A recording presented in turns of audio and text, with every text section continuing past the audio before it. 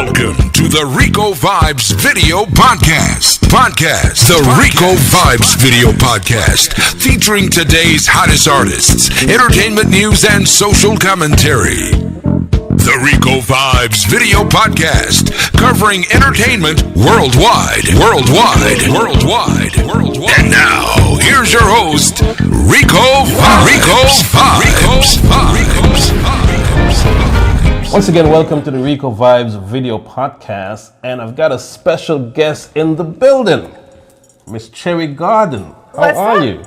I am doing amazing. How are you this evening? I'm good. Nice to see you. Good to see you too. This is a unique scenario. I'm used to being the one on the asking other side. the questions. I know.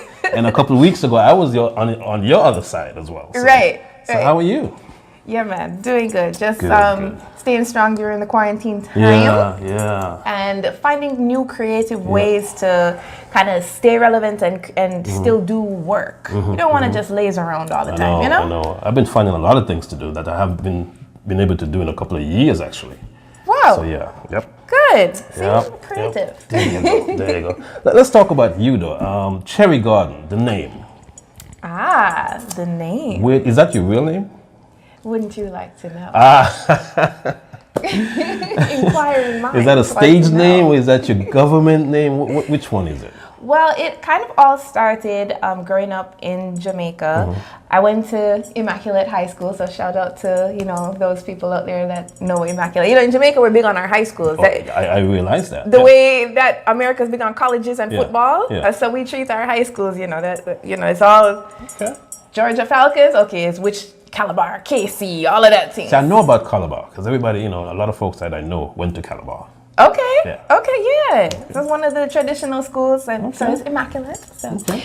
But yeah, at school, so I grew up in Cherrie Gardens in Kingston, Jamaica. Okay. That is spelled Cherrie Garden, like with a Y, and the regular way you would spell that. But I was always kind of, I guess, like a good girl, goody two shoes kind of vibe.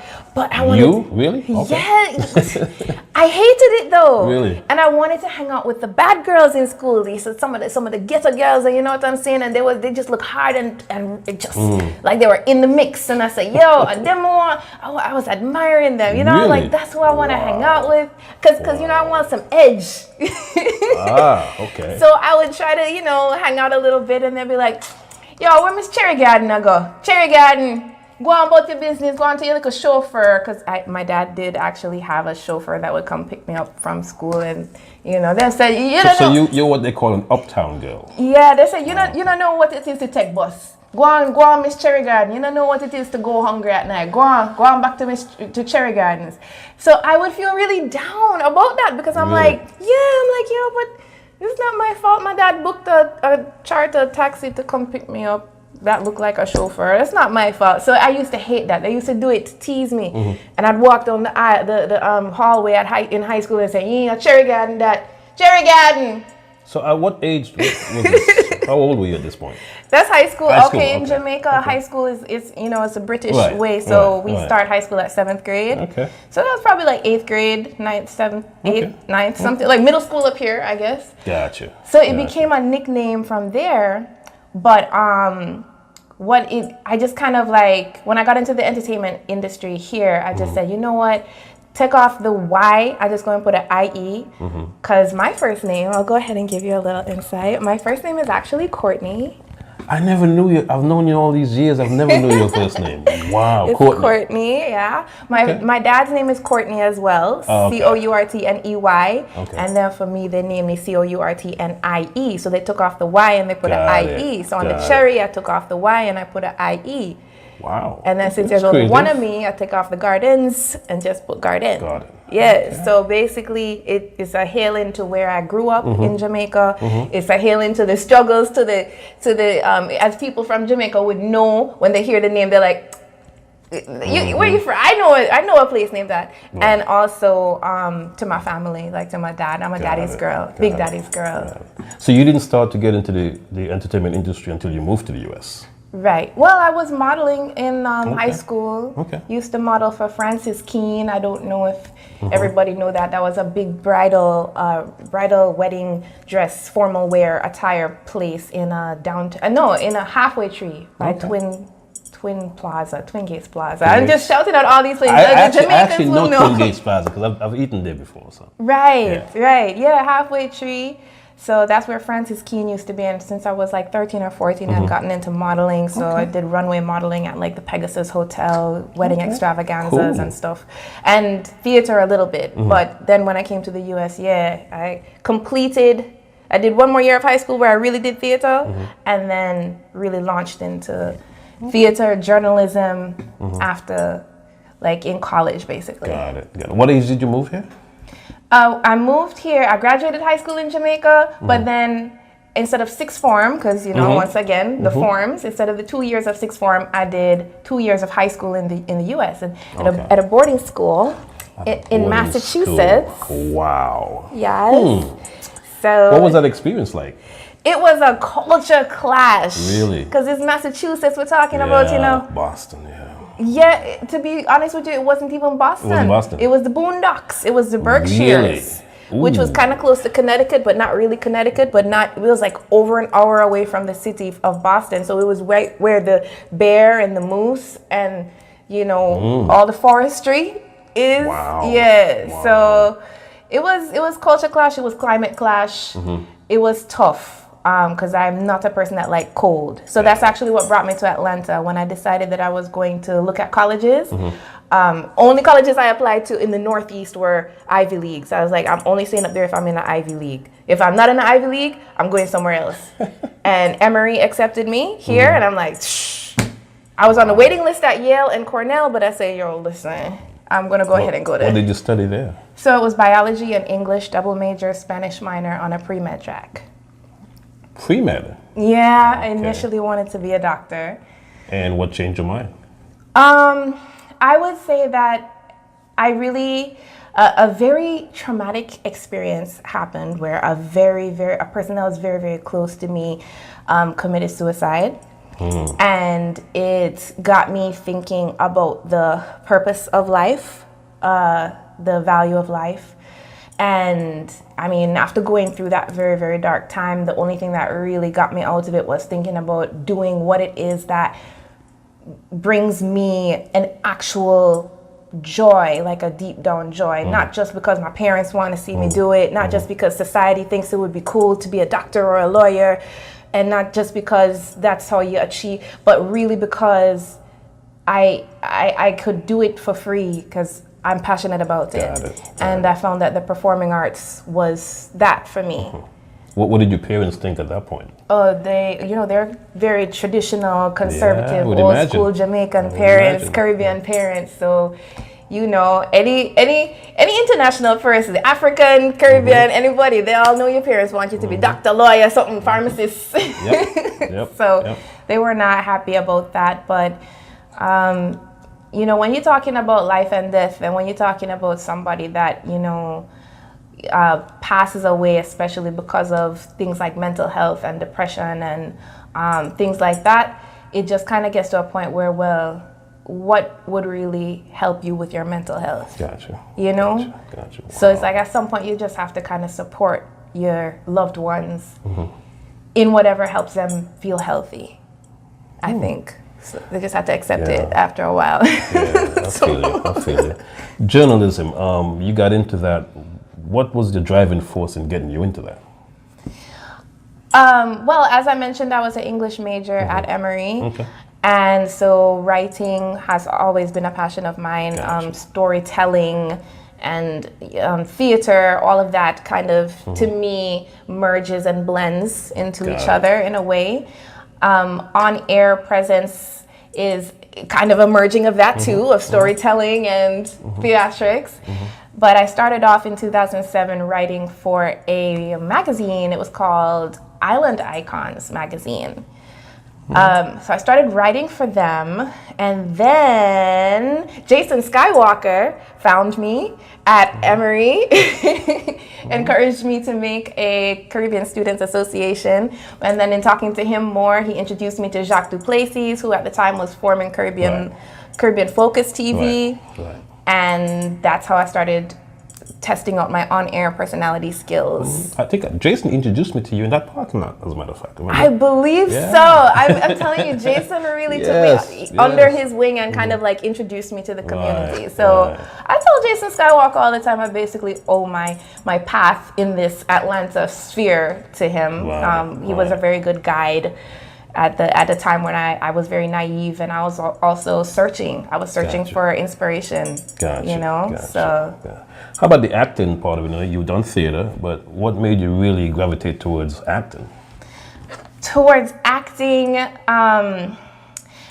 with acting, I feel that it's possible to bring to life a completely different character. It's like, for me, I get to experience a completely different person that's not myself and embody that person for the purpose of hopefully making an impact on the viewer.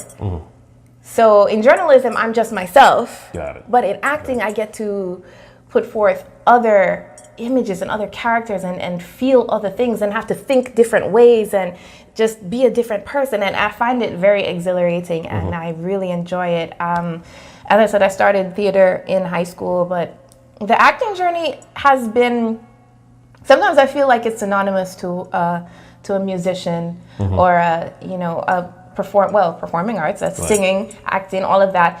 But sometimes you grind all these years and you wonder, like, when is it gonna be that time, that like big when you're break? Gonna get your bus, when you're gonna get your break, But and so I find a lot of inspiration from the interviews that I do with musicians, because sometimes I just want to know, like, before you became this big on-stage person that everybody knew, like, what was it like before that? And for them to tell me how many years they've been doing it and how they felt. It's really inspiring, and I can definitely relate and connect. So I feel like I'm still grinding. My ultimate goals are to get to like Taraji P. Henson level, Lupita Nyong'o. Gotcha. Issa Rae, who you were just watching. Yes. Shout out to Issa Rae. I admire those young ladies, man. They've done so much for the industry. Yeah, man. Do you find any challenges, one, as a black woman, two, as a Caribbean black woman in the industry? Well, I think that a challenge is that Atlanta feels saturated by many black women that are in the industry or trying to get in the industry. Everybody's a model, everybody's a rapper, everybody's an actor. And it's a beautiful thing, though, because it's like there's two ways to look at that. You could feel like, it's saturated, it's a lot of competition, or you could look at it as really, it's not competition. There's room for everybody to express themselves. So it's all about empowerment, it's all about upliftment, because, X amount of decades ago, we wouldn't have been able to even take up space as our one of our Miss Universe, I think, had said in her speech, South Africa, I think that was, to be able to take up a space in the industry. So there's two ways to look at it, and I prefer that more positive, empowered way of looking at it. And so you just have to keep grinding and keep making that space and claiming that space. So that's the challenge. And the flip side of it. Right. Wow. Now you do so many things. You're an actress. You're an announcer. You're a brand ambassador. You just do everything. Have you found your niche yet? Do you think? It's funny that you ask that, because everybody knows the phrase "jack of all trades, master of none." Yes. Well, that is the phrase. Yes. It's like the whole phrase. Right. So it's challenging sometimes when a person asks you, so what do you do? And for me to say, well, I'm an actor, I'm a journalist, I'm a brand ambassador, I do hospitality, I also do brand marketing, I do experiential marketing, I do modeling, and I also dance. So it's just a lot.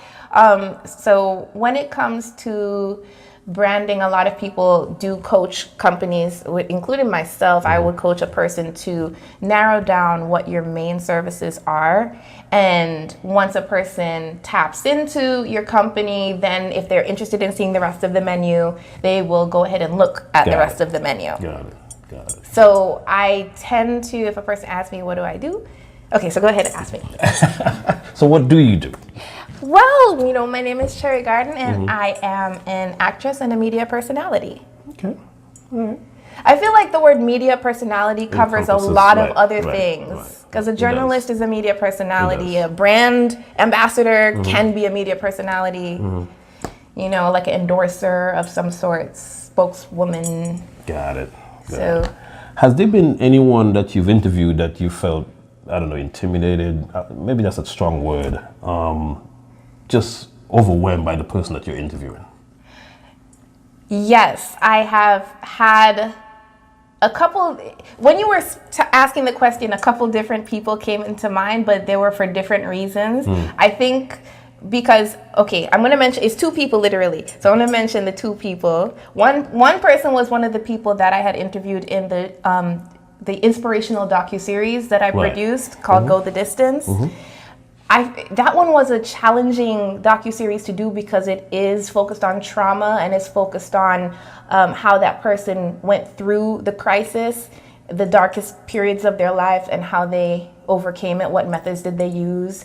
And it's, you know, a lot of reenactments and I mean, tears flowing and so forth. And one of the people on the show who's probably one of the most adorable girls in the whole series. I mean, everyone's beautiful. I'm not even going to front, but you think, oh, she's just so sweet and everything. But she was the toughest cookie to crack. I mean, some people have... In terms of opening up? Yes. Some people have a really strong wall that they've built to protect their inner self and their family life and their traumas and their crises, and they don't want to go into it at all. And so I found that interview so, like, it was almost giving me a headache and feeling dizzy because I felt, it's like when you're interviewing somebody and they won't open up, it makes you feel uncomfortable. It does. Make you feel like you're prying. And you just keep asking that question and then you just feel them like keep tensing up and it's just like, oh, come on. And you're trying to turn and twist the questions to see if you can crack the ice. So that was a challenge. But apart from Go the Distance, which you can find on my website, cherriegarden.tv, shameless plug. I know, right? It's all good. But since quarantine, Caribbean Life TV has been allowing me to do a interview series. You were one of the participants of that you mentioned earlier. But then this other gentleman named Walshy Fire was tough as ice to crack. Let me tell you. From the pre-interview to the actual interview, I was just like, this guy does not seem like he wants to be interviewed. But he's saying yes. But he was tough. He was tough. He was kind of aggressive. He was kind of assertive and just kind of, I don't know, not feeling like he didn't really want to talk. But then somehow I figured out which question to ask when it came to like sound system culture and his trek throughout the Atlanta industry that struck that right resonation that got him to just be like, yeah, this is how I felt about, you know, changing sound and this sound and that sound and what it felt like. And it's challenging, but it's always a blessing to like strike that right chord that resonates with the person, and then it's like, my job is done. Just keep talking. Now, is there anything in the industry that you haven't done yet that you'd like to maybe challenge yourself to do? Well, I do want to get into, I want to be casted into like a big budget, big box feature film. I mean, as I said, like I'm looking to be able to rub shoulders with a Taraji P. Henson and a Lupita Nyong'o. I say this because these women are literally like my role models, you know? You got to speak it into existence, of course. Exactly. So that is where I see myself, to be able to like sit in a movie theater and watch that type of film, because I've done a lot of independents, a lot of short films and independent feature films, which I'm still grateful for because I have been leading lady in one or two feature films and Instagram series and stuff like that. But yeah, to get on that Sony level, that Universal level, you know. Are you willing to move from Atlanta maybe to an LA maybe? To get into that? There were years ago that I was considering doing that. But then everybody was saying that Atlanta was really the place to be. This was like probably 6 or 7 years ago, probably 2010 or something, maybe even, or 2011, 2012, somewhere there.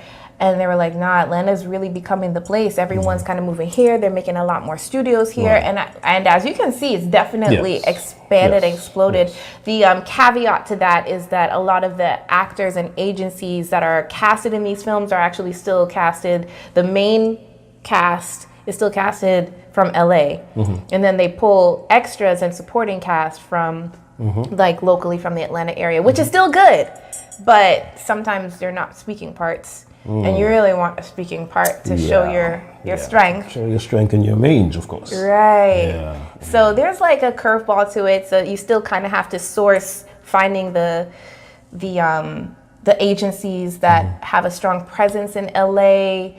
But no, I actually really like Atlanta. I do like LA because I miss palm trees, you know, growing up in Jamaica in the Caribbean. Yes. And, you know, there's no palm trees in Atlanta and there's no real like coastal aspects. You can take a trip down to Florida and you're good to go.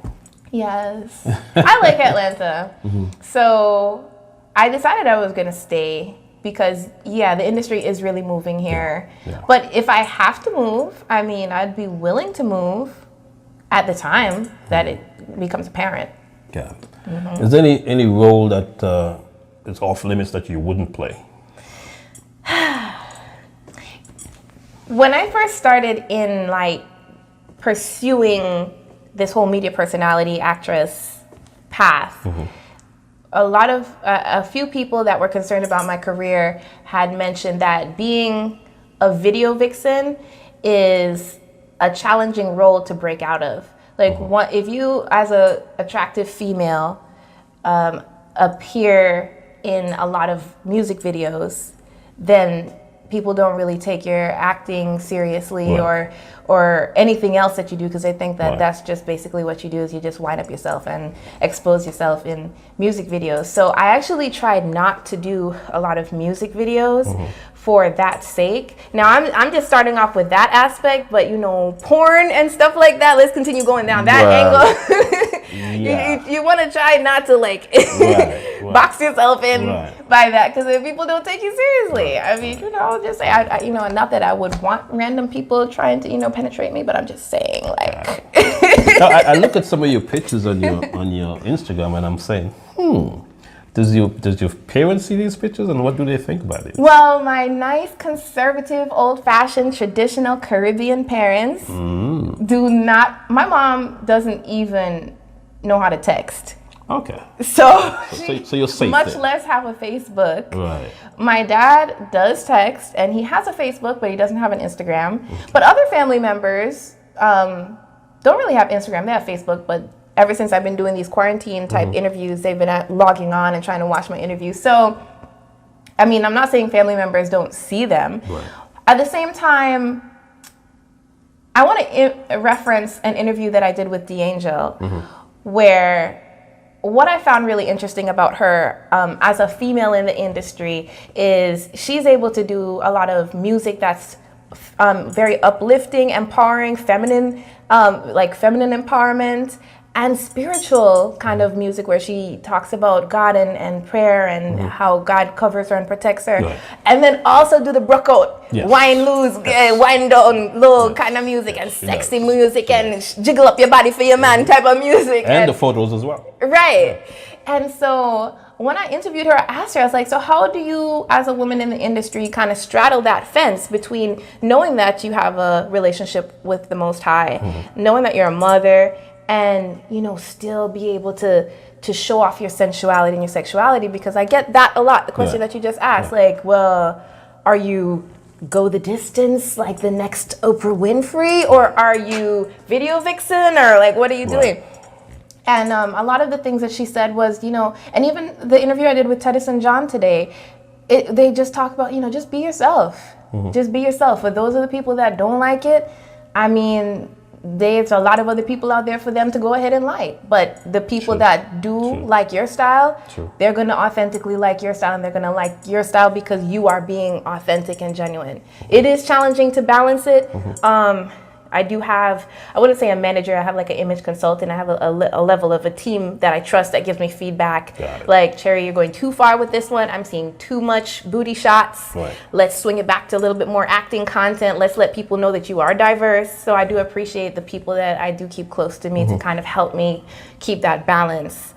But yeah, everybody in my close circle knows that I have to be myself, because I can't just be that Oprah Winfrey, just, oh my God, see, I can't just have a turtleneck on all the time. No, like, you got to be able to be classy, be sexy, and be intelligent, and Caribbean. All right? There you go. What does Cherrie Garden do for fun? Like, when you're not working, what do you do for fun? I really love to dance. Okay. I definitely used to be the girl that was in the middle of the dance floor. I've seen you. That used to be, I mean, this is like 10 years ago. People used to throw me up in the air, dagger me on the ground. Like, listen, but I've really tried to tone it down throughout the years. So I try. Once or twice I accidentally have gotten caught in those situations where I got dragged into an elaborate expose on stage. No, I didn't see those. No, not at all. Rum Punch Brunch summer last year. Not at all. Not at all.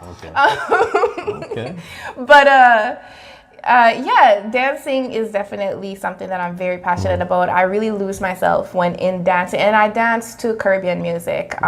Unfortunately, and no hate to anybody that's, not into Caribbean music, but for any audience members, but I don't, hip hop doesn't do it for me. I just don't really listen to the traditional radio stations here in Atlanta. Not to say that I don't have times where I might want to listen to a little alternative music or a little jazz or something different, but when it comes to really dancing, it's just strictly Caribbean music. Like dancehall, reggae, soca, calypso, everything that and you play mass as well, so, Yeah, I actually have only played mass twice in my life, and that was 2018 and 2019, because I've always looked at Carnival from the journalistic perspective, kind of like yourself, taking photos, interviewing artists backstage. But yeah, when I started trying to build my brand into something where I figured out that Cherrie Garden is Caribbean, inspiration, adventure, and what am I associating myself with when it comes to these three themes, then I was like, well, you know what? Yeah.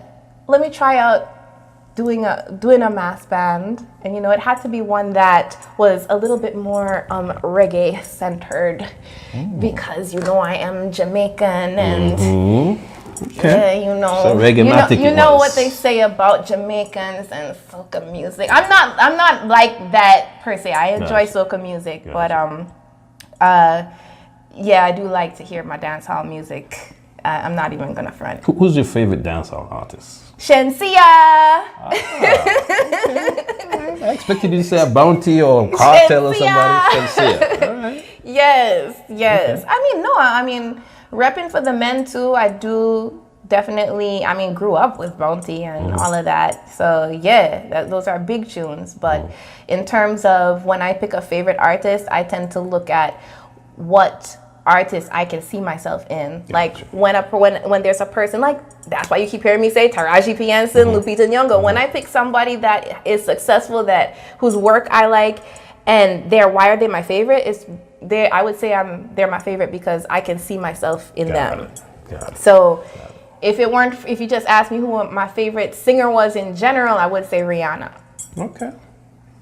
Yeah, but you didn't say that. You said dancehall. So then that narrowed it down to Shensia. Got it. Do you have a wish list of folks that you may want to interview that you haven't interviewed yet? So Rihanna.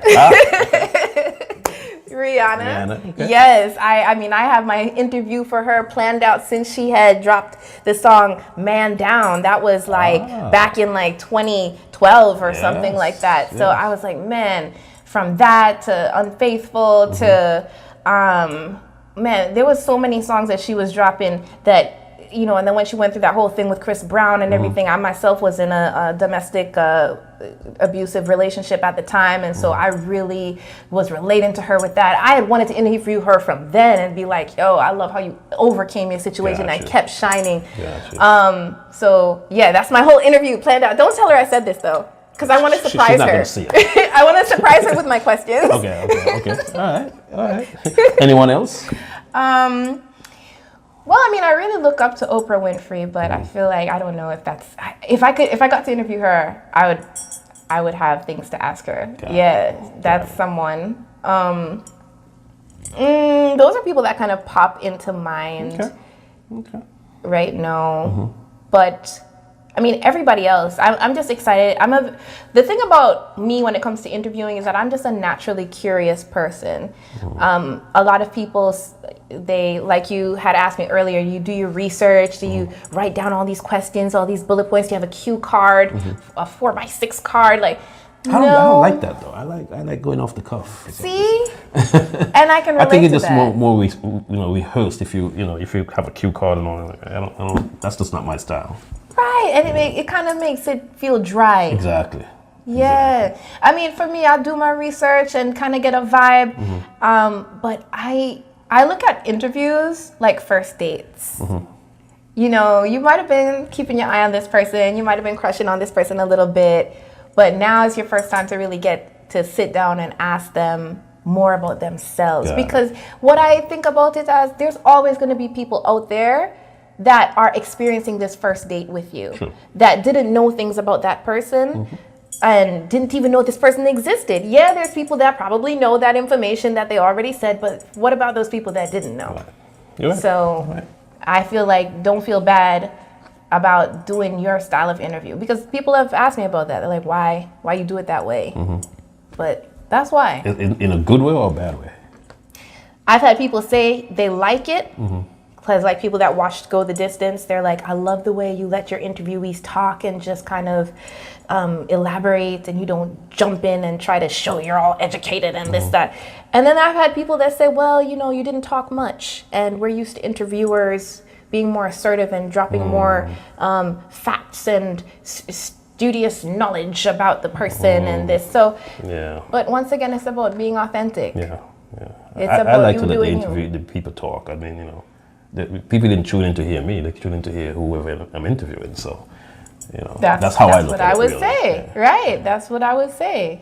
Yeah. And so I definitely appreciate your interview style. I've watched numerous interviews of yours, and what I love about watching your shows, I always come out feeling like I felt like I was on a first date with the person that you were interviewing. I was like, oh my gosh, I know so much more about this person now. Like, I feel like we're friends. That's the idea. That's the idea. Get to know a little bit more about that person, about their inner self, and things that they won't normally share with the average person. Right. That's the idea. You've gotten a lot out of me today that I don't normally tell anybody. Really?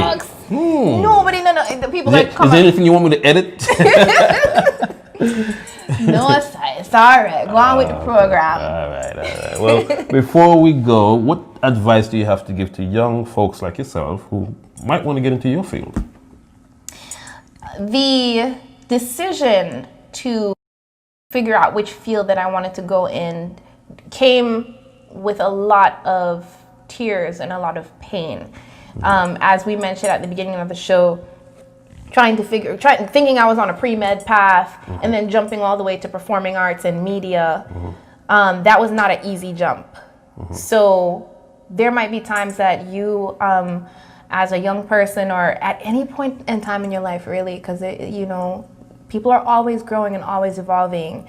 You could be 50, 60 something years old and like, yo, there was something that's always in my heart that I've never had the guts or the time or the opportunity to really push forward and do.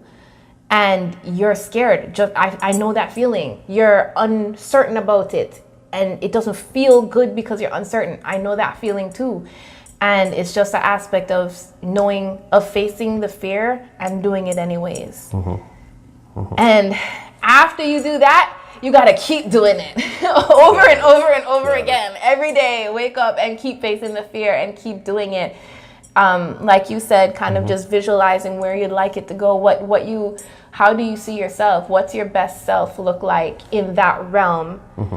How does it make you feel? And just keep going for that. And I mean, you're going to get tired of hearing me say the name Taraji P. Henson, but you see, when I look at Taraji, you see, when I look at Lupita and Black Panther and all them things there, and Kerry Washington in Scandal and all of them things there, I see the woman them and I say, whoa, they're beautiful and they're strong, they're Black women, and I can see myself fulfilling the character that they are fulfilling in my own way. And it's just about keeping that same kind of vision and just going for it, because you don't want to be on your last days and say, boy, what if I had pursued what I was passionate about.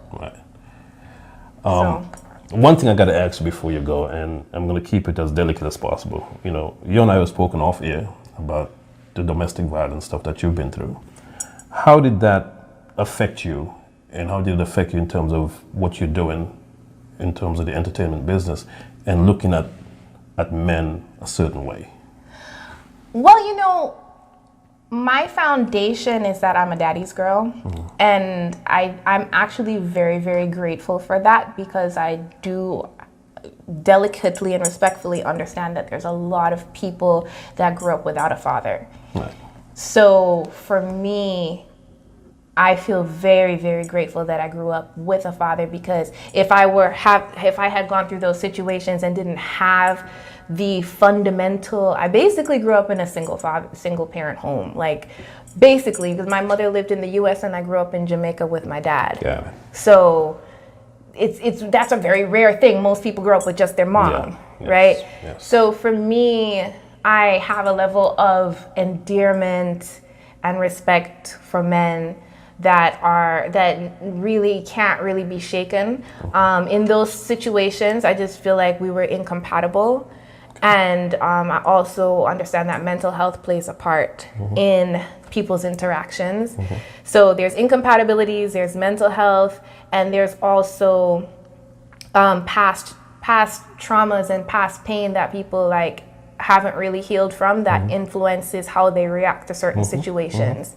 So one trigger, one stimulus might trigger something in one person, but another person doesn't trigger that type of thing. Got it. So I don't really blame, and there's women that are gonna sit here and that's unique. Are you gonna say you don't blame that person? See now I know there's people that are gonna sit here and be like, that sounds like the classic case of an abusee, like on denials. Or denials. No, I'm not the person that like got up in their face and was like, what you doing, like in their face.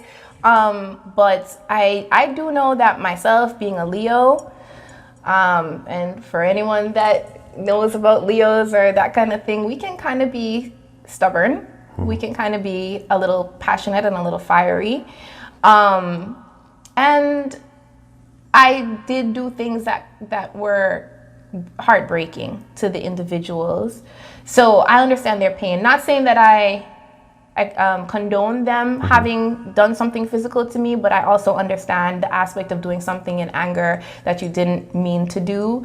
Once again, I just look at it like, if I am in love with somebody, then there's things about them that I loved, that I honored, that I found beautiful and attractive, and there's things about them that then were not good for me, and because these people didn't feel like they were chronic abusers. So it's whatever was going on between us, it wasn't good for each other, and therefore we had to leave that situation behind. But I wish them the best, and I want to see them succeed, and I still love them. And I guess once again, I feel like that sits on the foundation of being a daddy's girl. Like, you know, like, I get it. We couldn't do it, no problem. I respect you. I still love you. Do your thing. Well, the fact that you can talk about it and with the comfort that you talk about it means that you've gotten past it to where you can come back and talk about it without any problems, without any issues, and share your story and teach others about it. So I commend you for that. A lot of that came because all of that domestic violence stuff came after the suicide experience. Because that was the deepest trauma. And that's where I learned a lot about mental health and triggers because when a person gonna decide to take their life, something triggered that. Got it. If a person decide they want to inflict pain on somebody else, something triggered that. So it's just all of that mental health aspect and responsibility for actions, thoughts, you know, another person's behavior is not your responsibility. Just a lot of these like things that you have to get through your mind in order to know that you did not cause this person to take their life. Got it. Got it.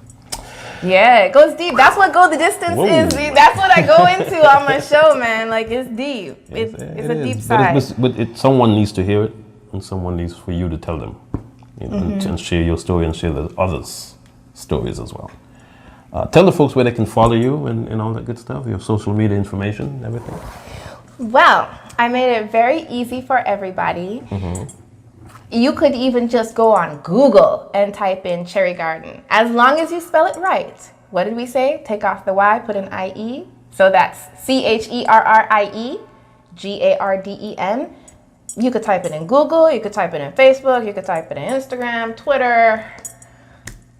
Okay. It's just the same name across the board on every platform.